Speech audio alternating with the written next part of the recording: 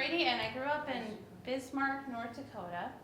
And when I was in elementary school, I really did not have art. We had art maybe once a month if we were lucky. And my fondest memory, I think, was in 3rd grade. My teacher asked us to draw a poster for a fire safety contest. And so I was like, all right, I'm going to do this. It's going to be awesome. My teacher had a little poster of a fire truck on the board.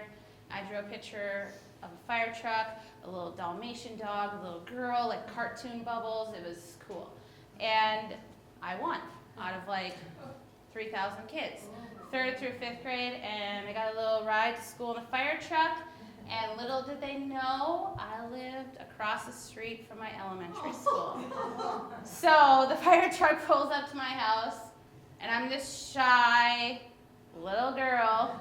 I get on this truck, and they drive me around Bismarck a little bit, pull up to the school, engines blaring, or sirens blaring. I was the rock star of the school, so that was kind of cool. That's probably the fondest memory I've had, and ever since then, I'm like, I love art. And even when I was little, I told my mom, I'm like, someday I'm going to draw for Disney, and I'm going to do all these cool things. Well, that didn't happen. But anyway, after that, middle school, I had a little bit of art, high school, some more, and then I decided, I got accepted to a school for Pixar in Arizona, and I was like, that's too far away for me. I'm the oldest of 4 girls, and so I went to MSUM, got a graphic design degree, and then about halfway through my graphic design degree, I was like, you know, I don't want to sit in front of a computer my whole life. So I got a degree in art ed, and yeah, I love it. And 6 days after graduation, I got a job in Bismarck. I taught about 300 children, K through 8, at a private Catholic school. And it was a good year. I'll tell you some stories later about some things that did not go so good. But it was a good year, but it just wasn't for me, like private school. So came back to Fargo, taught at the Creative Arts Studio. I actually got accepted for a position at the Kilbourne Center. But then as soon as I got that position, I got offered a position at Ellen Hopkins in Moorhead. And I didn't want to turn that one down, so unfortunately that's not why I'm not here anymore. But anyway, I subbed in West Fargo and Fargo that year afterwards, subbed in about like 20 art rooms. So that was a really good year because I was able to see how other art teachers taught, how to manage things. My first year at Hopkins, I'm standing in front of the Neon Nights art show I did. It was we looked at Andy Warhol's Endangered Art series, and it was also not his Endangered Art series, but we had some work here at the Plains that year. So I took the kids through on that trip, and then the show was all in the dark. So we had neon black lights shining on all the art. So that was my first year at Hopkins, and I also will explain to you how I hung the art in a little bit. And I don't also want to go through the whole thing about me because I'm sure everybody knows it's a lot of hard work, blood, sweat, and tears to become a teacher. So I don't want to go through everything, but I wanted to show you some of my art. I have one of the pieces right here. This one is a painting I did in 2013. It's dedicated to my kids at Hopkins. It's called Elephant Wishes and Dreams. And it's one of the first pieces I displayed with the FMVA. And it's basically about elephants. To me are like my favorite animal in the whole entire world. And elephants are like selfless creatures. They're very, I don't know. Well, first they have very good memories. You can also teach them how to paint, if any of you have seen the videos of them painting. And they're also selfless, like if anybody's, like a human's hurt, they will risk their life to help them. And also they're endangered, and there's so many of them there's 96 that are being killed every day in Africa. So I just have this like big heart for elephants, and I don't want us to be the society or the generation that kills them. So anyway, so a lot of my paintings are with elephants, and this one is dedicated to the kids at Hopkins because their trunk up means courage, wisdom, strength, hope. And a lot of my kids at Hopkins, a lot of them don't have that. So that was my first painting I did, and then the one on the left here is one that's at the Yum Comps right now, and it's called Balance. And on the outside, it looks like I love the circus, but it's really not about that. Basically, in 2018, I think they're going to phase all elephants out of circuses. So that's a really good movement for elephants. They have to remove them by 2018. And then the one on the right is an example. A lot of my art is examples nowadays because I teach 800 kids. So the one on the right is an example for an art show I did last year, a Beatles themed art show. And so if you can you guess what song that is? What is it?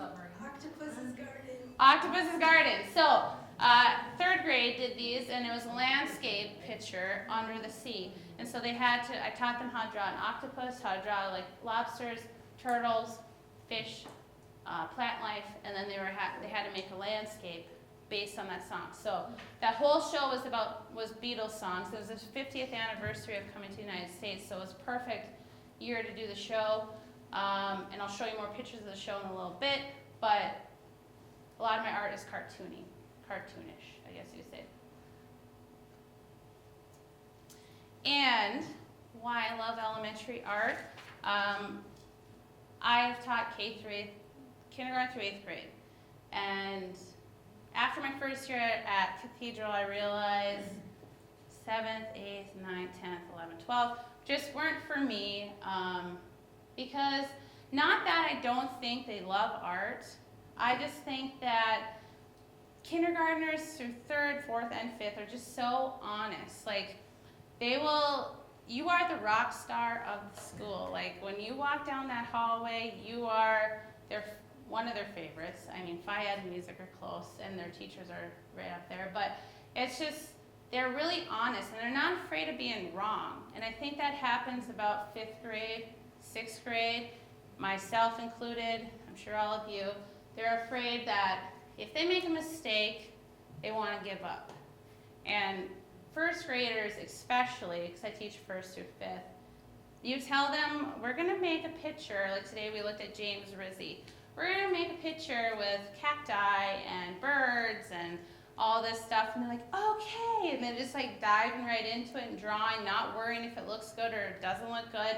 And some of the ideas they come up with are just they blow my mind every day. And that's why I love elementary arts, because they're not afraid of being wrong. And I'm sure everybody has heard the quote by Picasso that every child's born an artist. The problem is if they remain one when they grow up. And so like my job as an elementary art teacher is to hopefully inspire kids to remain an artist. Because without creative children, I feel like we can't come up with new ideas and we can't move forward. And so I try to tell kids when they think that they're not doing what they're supposed to be doing or it's not a good idea, my favorite quote is, there are no mistakes in art, only opportunities. And we can flip our paper over, we can erase it, we can cover it, we can change it. Yeah, so that's why I love elementary art, is because a lot of them have no fear.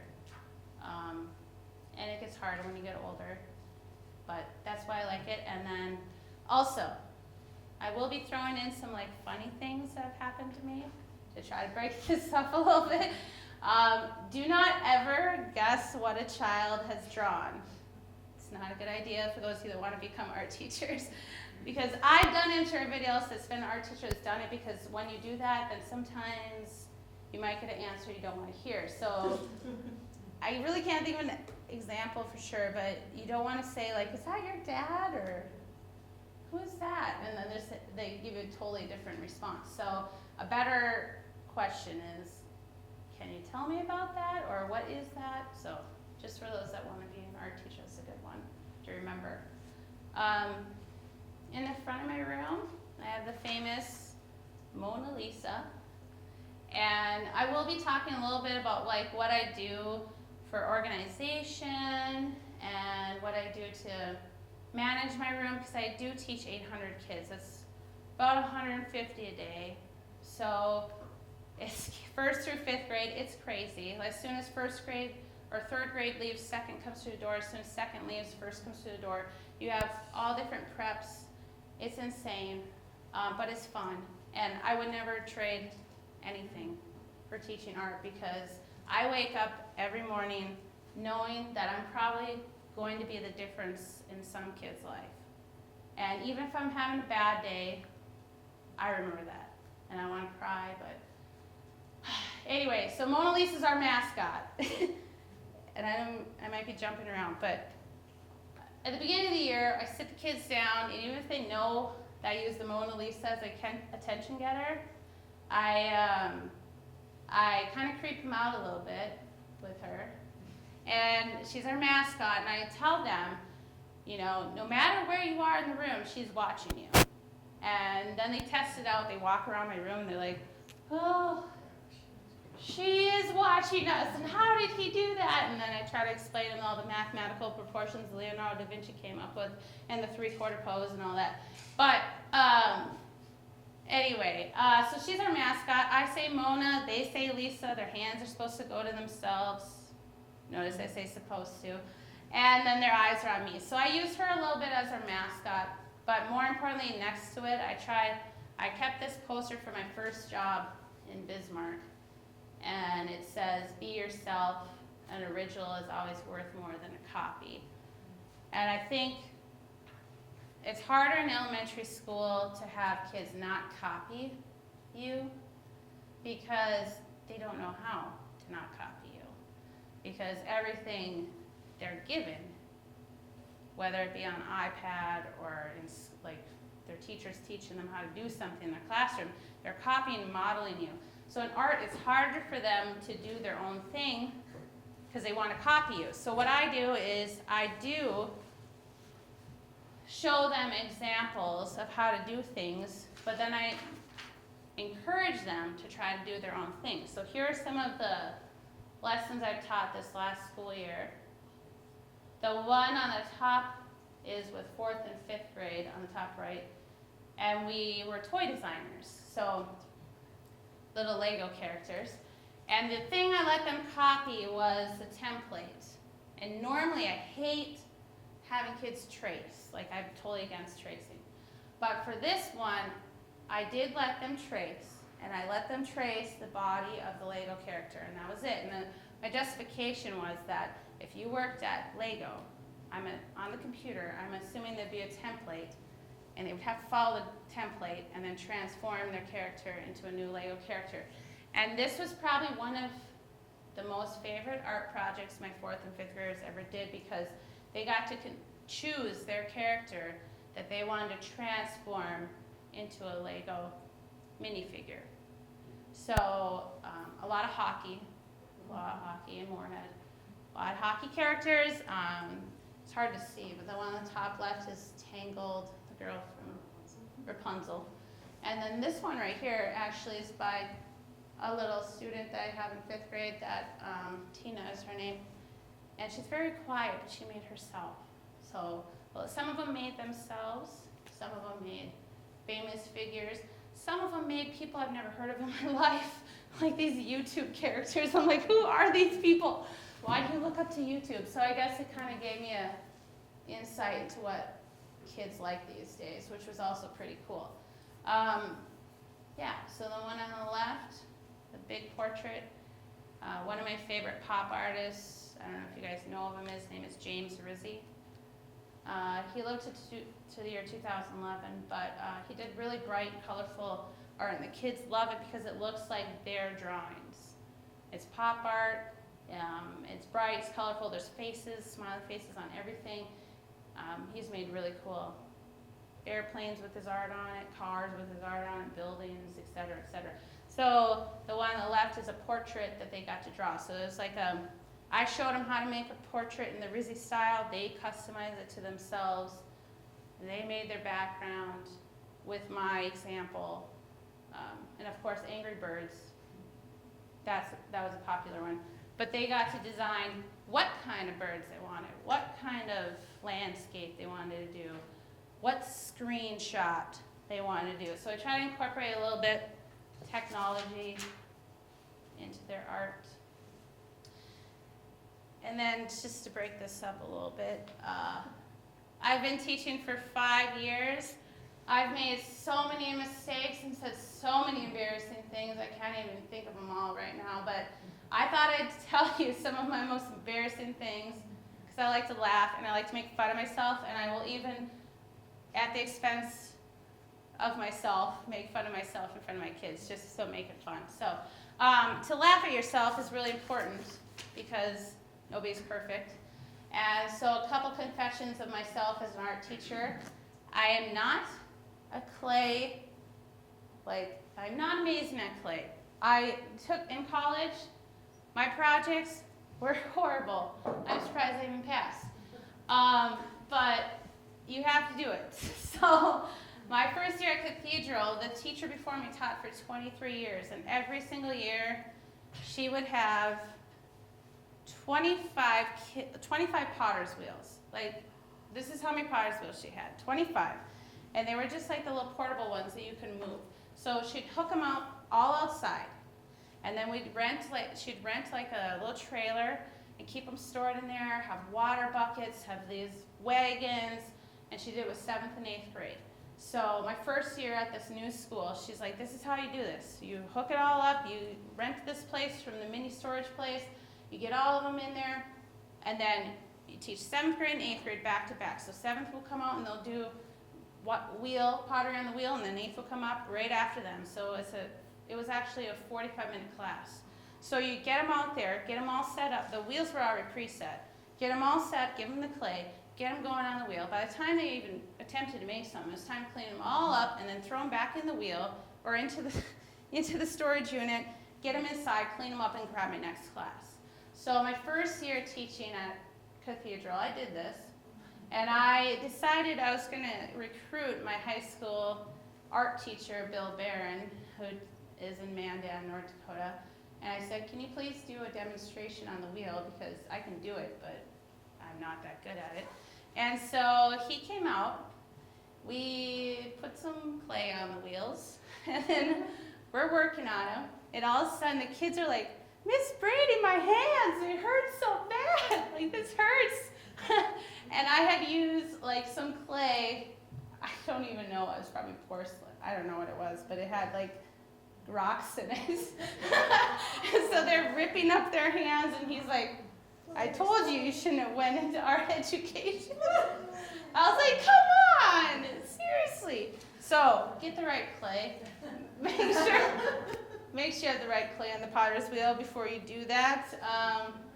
Second of all, after that, I got hired at the Creative Arts Studio, and I got to learn from some wonderful ladies there. And, well, that was, so we made the cupcakes. That's what 3rd grade does. The hamburger jars, 5th grade, which are really fun. Kids love them. And I don't have all of them here, but we made a lot of stuff. So first time I ever taught clay, one of the first times on my own, I decided, I think we were making these clay hamburger jars or these cupcakes, I can't remember. But you have to roll 2 balls of clay. So I was like, what did I say here? I gotta make sure. I'm like, okay, now we're gonna form 2 balls of clay. And then they're all all the boys, she said balls. So make sure you use a proper clay terminology. And so from that point onward, that was very embarrassing because they all roared up in laughter. I said, what is a 3D circle called? And then they say sphere. I'm like, okay, so we're gonna make 2 spheres. From now on, use the word sphere. So use the right words. Always make extras, because when you load the kiln, there will be a time when when you have 800 pieces to put into a kiln, and you're there every night, every weekend, with a little kiln, which I found out my kiln at Hopkins, we can't add more rings onto it because they bought a model that's not able to add more rings to it. So anyway, so I get stuck with this little short kiln, so like 2 classes fit in 1 kiln, so that's like 15 firings for the bisqueware and about 15 more for the glazeware, so it's about a month and a half, and I try to get it all done in one time. Like I do all 6 days in a row, 30 classes in a row of clay, get it all done because I want it for them for Christmas. So I get it all done at once. Make extras because either somebody won't be there, or number 2, you'll drop a shelf on somebody's art and misjudge the height, probably ruin it. And I always just blame it on explosions, but I know it's not, it's kind of... Exploded when you drop the shelf. Right. It really, I cry when it happens. But sometimes you just have to say that because you can't be so hard on yourself. I mean, it happens, and we're human. So make extras, that's another thing. I always start the year out with something fun because the first day of school, most kids will go into their classroom. They're like, this is your desk, these are your supplies, this is what we're going to do, these are the rules of this is how you do this is how you do that. And I think that's wonderful and everything, but they're not going to remember all that in the first day. I mean, still my kids in April still don't remember the rules of everything. So on the first day of school, I always try to do something fun. This year, I did this mural here, the Where's Waldo mural. So the first day they come into art, I tell them a little bit about myself, what we're going to do in here, what the room's like, just for a little bit. Then I say we're going to make art right away. So I set them up in their spots, and this year, and I wish the picture was bigger, I thought it would be. This year they drew like a little self-portrait of themselves, and then what I did is I took every photo of every teacher in the school, put them on a little Where's Waldo body, and they're like scattered throughout the mural. So then every week, 2 weeks, sometimes 3 if I get too busy, there's a different teacher they have to find. So when they're lined up outside my room here, they are able to look at the mural and just be like, oh, there's Miss Tereski, or there's Mrs. Wind, or they like point at everybody and they get so excited about it, and they're still intrigued by it, and it's been up since like the first week of school. My first year there, I did the Lorax mural, and that was before all the kids had their art on it, but the quote about the Lorax is, unless someone like you cares an awful lot, nothing's going to get better. It's not. And then each of them made a little hand they trace, and then we made little mini truffle trees all over. My second year, I did a Minion mural, and I put Hopkins artists are one of them in a Minion. Before that Happy song got really popular by Pharrell Williams, they never had heard of it before, and so I played that song, and then we talked about how art is supposed to be fun and happy, and we drew minions, and we had a Minion mural, and I tried to find a picture of it, but apparently I couldn't. I don't know where it is. So anyway, but that was really fun too. So I try to start with something fun every year. And I don't know, any of you future art teachers or past? Okay. Anyway, so I was going to talk a little bit about like what I do to manage a classroom of like 30 plus kids. Sometimes when they combine classes, I've had 32 kids in one room, like 32 first graders. It's crazy. So one area I have is a pencil hospital, is what I call it. So at the beginning of the year, I teach them about how to sharpen pencils and when to sharpen pencils and how to do it. And I created this little area of my room, and this is the pencil hospital. And I try to talk it up like it's this cool place of the room that we only go to when we necessarily have to go to, because you don't go to the hospital unless you really need to. So the top floor are the pencils that are ready to go. They're ready to be checked out, they're sharp, they're ready for art. The second floor are pencils that are broken. So if they break a pencil, they can check it into the second floor, and then they can retrieve a new one out of the third floor. This could work for middle school or high school. I mean, it's a distraction sometimes to have people just like, you're working hard on something, and then all of a sudden you're, it's annoying. Mm-hmm. So anyway, so that's what I did, and then the bottom floor is erasers. And speaking of erasers, I have a little poster about Eddie the eraser, who doesn't like to be stabbed or poked, and that happens irregardless. But anyway, so I have him up there. But yeah, and then the two sharpeners I call my doctors. And at the end of art, if they finish early, they're allowed to sharpen pencils and refill the top floor. So that seems to work pretty well so far, until they break my pencil sharpeners. So anyway. Oh, don't tell me, okay. And then Pinterest is amazing, but you can't always copy too much from there. But I found a chart similar to this on Pinterest once, and I decided to revamp it and change it for my room based off of our hallway noise level, because in the elementary school, at our school, we do have a level 1 no talking, which a lot of people don't follow, but it is a level 1 no talking in the halls, and most people try to get kids down to my room at a level 1. It's hard though, because my room's way far at the end of the school, because it used to be a junior high, so it's like way in the middle of nowhere. So I translate this into my room, and Mona Lisa is our attention getter and mascot.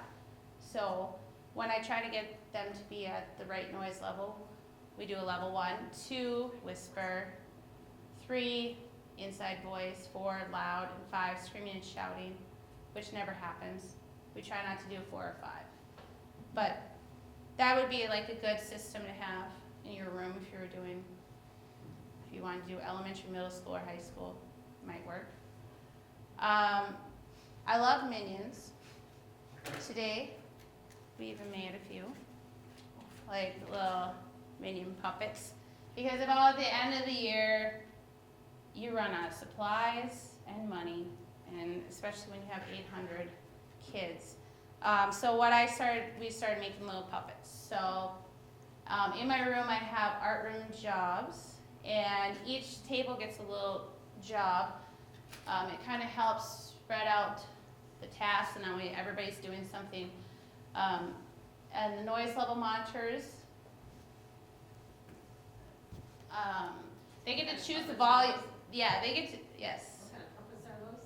These are actually, I just teach them how to make an origami fortune teller. Oh, okay. And I actually talk to them about those fortune tellers, because I don't really like them, because a lot of people put inside of them things that aren't very nice. Mm-hmm. So I teach them that how to make something that could be not nice into something more functional. And so we take them and glue them together so you can no longer open them. And so we talk a little bit about Japanese origami, and then we talk it's more of a puppetry thing. But it's kind of like an end of the year project that they could do. And they make like sharks and lizards and all kinds of stuff. So they can design this puppies, cats, whatever. And then I just throw out all my scraps. So that way I can get rid of all my paper that's been collected over the year. But anyway, so noise level monitors are that's like the favorite job. Because then they get to tell the class if we're a level 1 or if we're level 2. And most of the time, sometimes the noise level monitors want us to be at 3. And Miss Brady doesn't want us to be at 3. So then I override their decision, and I say, okay, well, if we want to be at 3, let's try level 1. So then I'll do a level 1 for 1 minute, and if anybody interrupts our level 1, then we'll add a minute. So then what we do is everybody's working hard at level 1. If anybody interrupts, we add a minute, and I watch the clock. If they can do that, then we'll move up the scale to a level 2 whisper.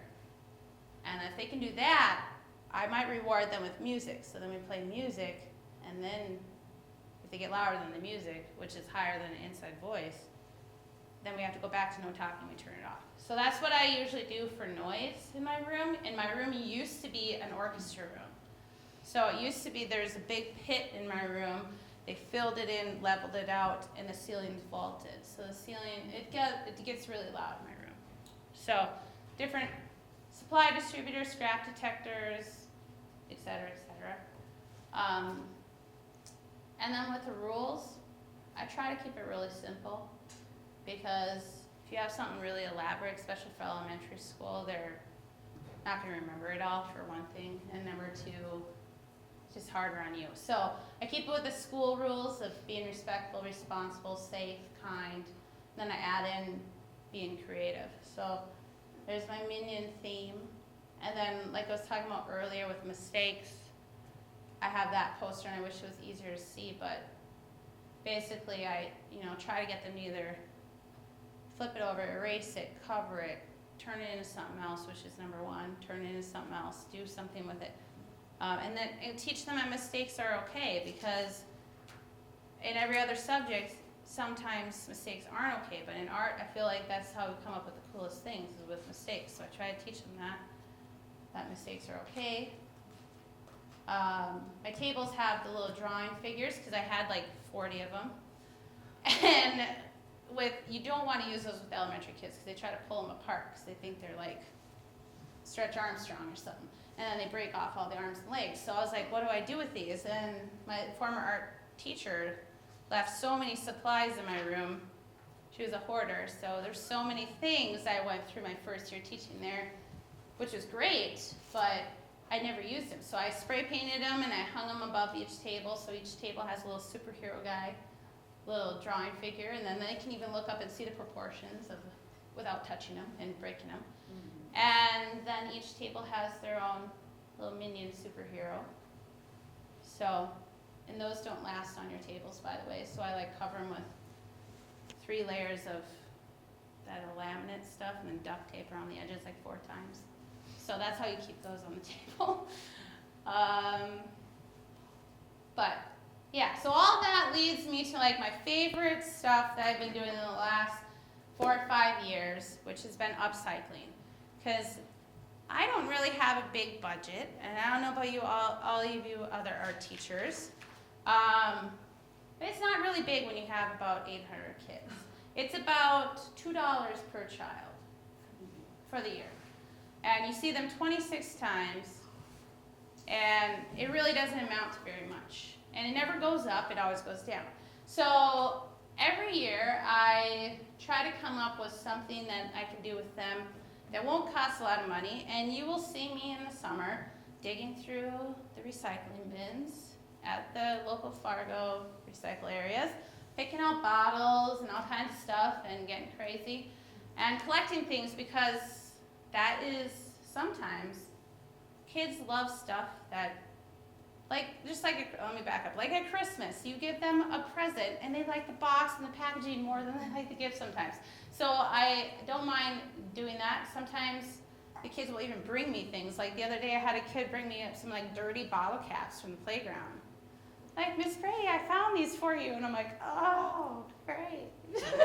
Oh, awesome. But anyway, so those are my windows on the top left. And I made these bottle cap curtains. So I just took various size bottle caps, screwed them together, made curtains. And my chairs, when I came in 3 years ago, my chairs in my art room were just awful, and I reupholstered them. And then in summer school, I've been teaching summer school for 5 years in Fargo Public Schools. This is my 5th year. I've been doing upcycling art. So we make these little houses out of shoe boxes, because when I was a little kid, I didn't do a lot of art as much, but I do remember going to my aunt and uncle's farm and digging in their junkyard and just their scrap pile outside, metal, all this stuff. My parents just let me go at it, I guess. Didn't matter if I got cut or whatever. But tetanus shots were good back then. So I would dig out there, make things, take mud, make little bowls, and just create stuff outside for hours without anybody interrupting me. And I remember when my parents would get a new fridge or anything, a box of some kind, I would always turn it into a house or make furniture. So what I'm trying to say is I always try to teach things that I know that I would like as a kid. I think about myself when I was a child, if it's something I wouldn't have liked when I was little, I just abandon it. I don't even do it, because there's no point. I mean, you can, of course, perspective drawing and stuff's usually not my favorite, but I will turn it into a project that I would have liked. We've done perspective aquariums, with fish swimming above their heads and things. Has to be something that I would have liked to do. So this is stuff I would have liked to do. I remember taking like those big spools, those wooden spools you get with the wire wrapped around, the huge ones that construction sites would have, and we would roll them home. Like roll them from the junkyard, like down the block and roll them home. And my dad's like, "Where did you guys get these?" We're gonna make tables out of them. And he's like, "Okay." They would spray paint them, and so anyway, so I love upcycling. Last 5 years, kids have been bringing me stuff. Teachers even have caught on and bring me things that I never thought I'd need, but they bring me things every day. And Susan brought me like, what, how many bottles of detergent bottles did you bring me? You put out a call on Facebook that you maybe wanted some old jugs, maybe bleach jugs, detergent jugs, and I might have a little problem getting to the recycling place, so I might have a little hoard of, I don't know, 8 garbage bags full And I of still have detergent jugs. But But I'm happy to see your monsters. Your monsters make me Yes. happy. yes, so I've been making these monsters back, and I still She have. wasn't even in her room when I got there, so I just. She just I left just them broke on me. it. I mean, when I came into my room, there was like a trash heap of like laundry detergent. It smelled good, so the kids were like, "It smells good in here, Miss Brady." I'm like, "I know, laundry detergent." So anyway, here are some of the little houses kids have made in summer school, which are really awesome and fun. They got to bring some of their own objects from home. We make furniture, we make all kinds of stuff. Even boys like it, like we made a little man cave here, little bottle cap, chairs and tables. And you could probably elaborate on this and do like an architecture project with like older kids, and they could make like their own arcade or whatever. And then the windows here, that's CDs. I had a whole bunch of CDs. I probably had like 2,000 CDs that were just people just give me, and I decided to turn them into like yarn weaving. So we did weaving. 5th graders got to do these hacky sack weaving balls that I could throw at people, which they really loved. On the inside, it's I believe it's sugar beet seeds that a farmer donated to one of the teachers in my district. And so then the 4th graders made these CDs, and I installed it in the office because people could walk by the office and they could see all the teachers getting their mail and everything. And I asked the principal, I was like, "How would you feel about covering these windows up and putting some art in here?" And he's like, "That'd be wonderful." So more privacy for any kids that need to sit in that room, or anybody that doesn't want everyone to know they're in the office, I guess. So we put those in, and then these on the bottom are my first year teaching summer school in Fargo, where I did these bottle creatures. So that's the next slide, bottle creatures. They're my favorite. The ones in the bottom right are done with paper mache. So I'm gonna tell you why paper mache is not a good idea. Here are the bottle creatures. So this one, can anybody guess who it is? What's his name? Anybody? It's a famous song. One eye. One horn. Yeah, that's who it is. The one-eyed, one-horned, flying purple people eater. Okay, so last summer, can you see it now? Okay, good. All right, so I've been making these bottle creatures for the last few years. When I was in high school, we used to have this like really cool monster above the cabinets in my art room. And that's what kind of inspired me when I was doing summer school art. I was like, what can I do that I did when I was a kid that I really, really would want to do? And I was like, I remember this monster we had in high school, and it was like, my teacher had made it like with wire, and then they covered it with like plaster or something. It was really cool, it was huge and fantastic, but I was like, I don't think I could do that with a large group of children. So I was like, how can I do this with recycling and upcycling? So I decided, I looked online and I saw these like little bottle creatures people have made. I'm like, well, I want to make them so we can actually paint them. And you can't really paint on plastic very well without it chipping off. So I was like, so how do we do this? So I started fiddling around, making little creatures out of the laundry detergent bottles, and start cutting them, gluing them together, making whatnot. And the first one I came up with was this dragon. So what he is just a Tide container with a Tropicana juice bottle, cardboard straps, a half of a Scotch tape roll, and then other toilet paper rolls and things. And so I started making them, and my first year we covered them with the paper mache. Paper mache would be great if you don't have a lot of money for your budget, but it smells, it's messy, so is this stuff, but I would opt for the plaster gauze, and if you've never heard of plaster gauze, some people call it Ricky Wrap, I think, and other things, but it's a little more expensive. It's probably like $40 to $60 a box for 20 pounds, but it lasts for at least 20 of these guys. So it's worth it. It's messy, it's powdery, it's the stuff that people used to use to wrap like broken arms and legs. But it also holds everything together. So you can kind of see it on the bottom of this guy. It holds it all together. So get that.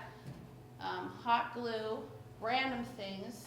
If you put out a call at the beginning of the year to the kids that you're going to be making these, and you say, I need this and this and that, you'll never run out of things. So I try to promote them by having them in my art room so kids can see them, and then in art club we make them, and in summer school. And so they're really fun. Anything you do in cardboard, you do have to cover with masking tape though. So you need lots of masking tape.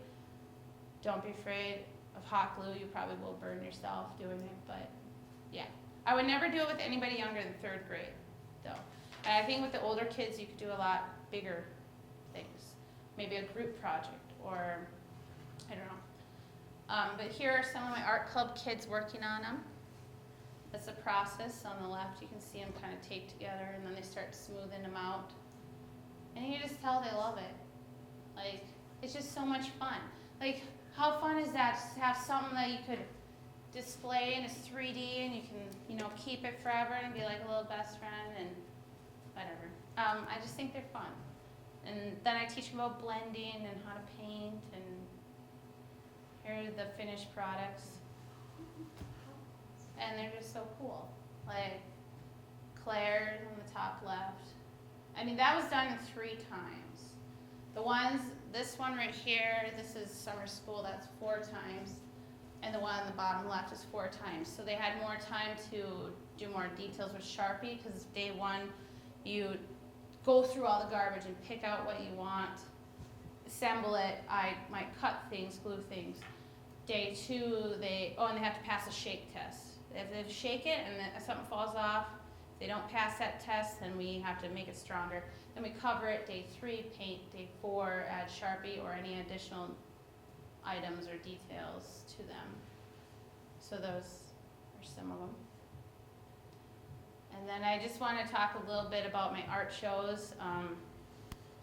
Every year I try to do an art show because I think it's important for the kids to have their art displayed. And sometimes when you hand art back to teachers, it doesn't always get displayed because they're busy. They don't have time. Our walls at our school are so hard to hang on. And so I don't blame them if they can't hang it up. But I think at least one time during the year it'd be great to have it hung up. So first year, on the one that's top left, I was like, oh, I know. I can get these volleyball nets and I'll just string wire and then I'll just like tape them together and tent them over, and it would be awesome. Spent like 2.5 days doing that. Like for about 20 hours putting it all together, because I had to tape them all, had to hang them all, had to tighten the wire. It was a lot of work.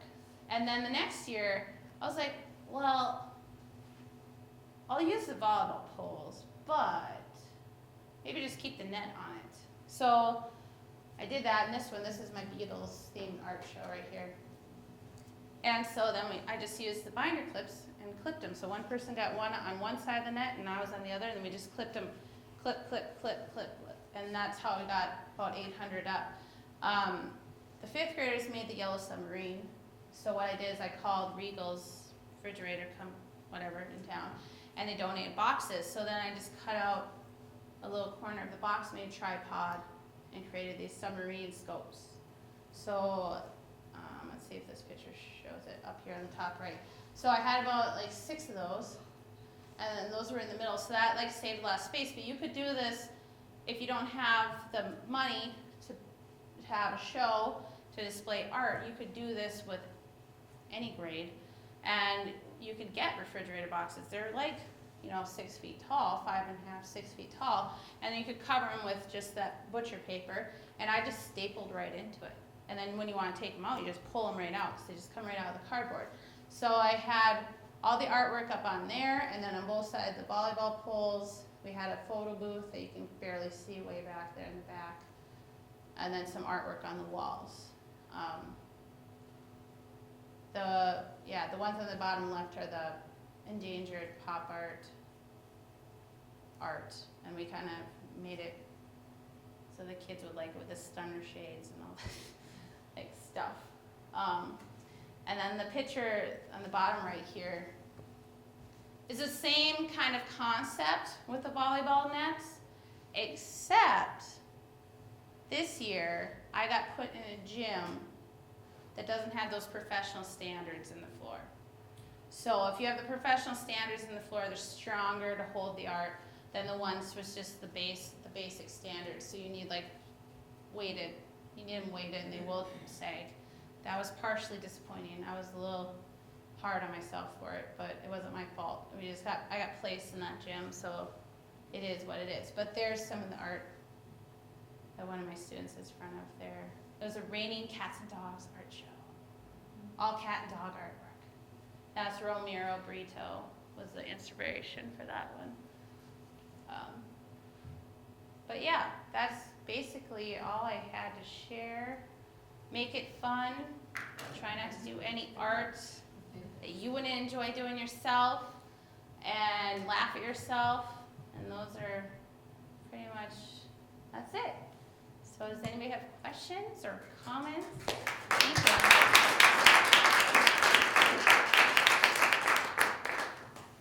How many students did you say? It's probably 760 to 800, somewhere around there. That's what you said. And Yeah. where are all these students? They're in Moorhead. It's about where MSUM and Concordia are. They're about south of there and then up to the interstate and kind of like the Romkey Park area, like around there. So we have every income, every diversity in our school. We also have Spanish immersion in our school, which is pretty cool. So the kids go to school and they learn Spanish while they're at school. Yeah. So we have like everybody. Any other questions? No, just comment. Comments? Her. Thank Brought you. back a lot of memories of when I was young doing elementary art. You're nailing it. You're doing. Oh, thank you. I used to roll the same school song when I was little too. Yeah. Junkyards. Yeah, I brought all kinds of stuff home my parents loved. Well, they loved it for a while. Must be a precursor to being an art teacher. You just Right. jump in and make art. Right, you gotta work with what you have.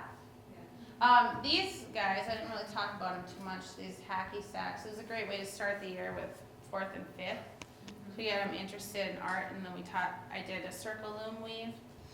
And they're, a lot of boys, especially in elementary school, don't want to admit they like art. And so if you start out with something cool that's functional, that you can actually, should I throw it? I'll just throw it. But if you can actually throw it and do something with it, then it's cool. So make a hacky ball. I can show you, if any of you want the template for it, I will email it to you. But yeah, they're really fun to make. Those are some of my 5th graders making them. And on the left, there's some of my 2nd graders working on Brito cats and dogs for the art show. And then another thing I was going to say, in elementary school, I think I said this earlier, you do kind of have to show them how to draw things because they don't know how to draw yet, but I try to always show them one thing and then they have to turn it into their own. So, yeah. Any other comments? What's their age levels, did you say? 1st through 5th, so what is that, 7 through 11? Right? Yeah. So, Amazing, you're really talented. oh, thank Are you. you able to work with all those kids with all those different art projects? Yeah, I go kickboxing.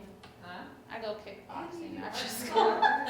You do art club on top of that. Yeah, All the art shows. I mean, You must have super energizer bunny blood. Yeah. Sometimes. No, but for real, I go kickboxing like Monday through Friday after school.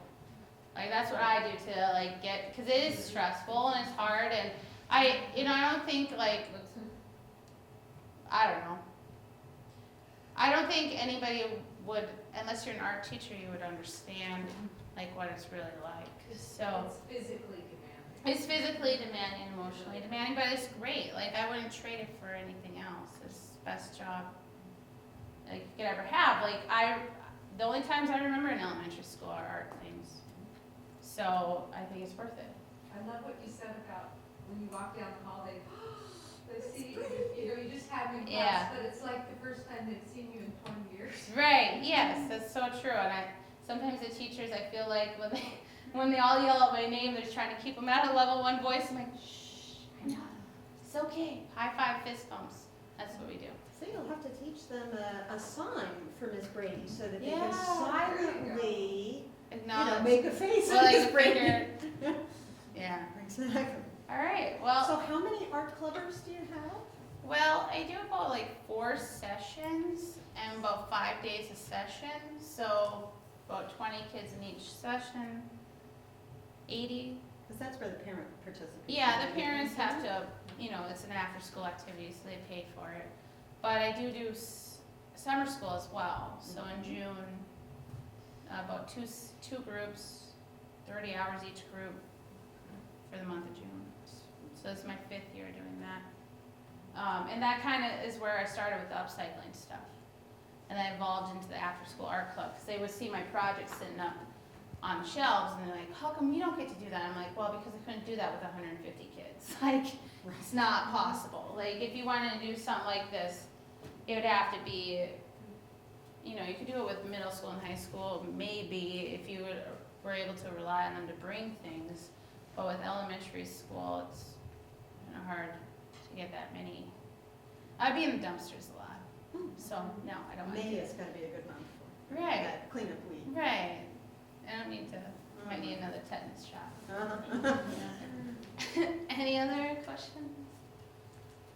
Well, thank you guys for coming. If you want to check anything out or want me to email you my presentation, we can do that.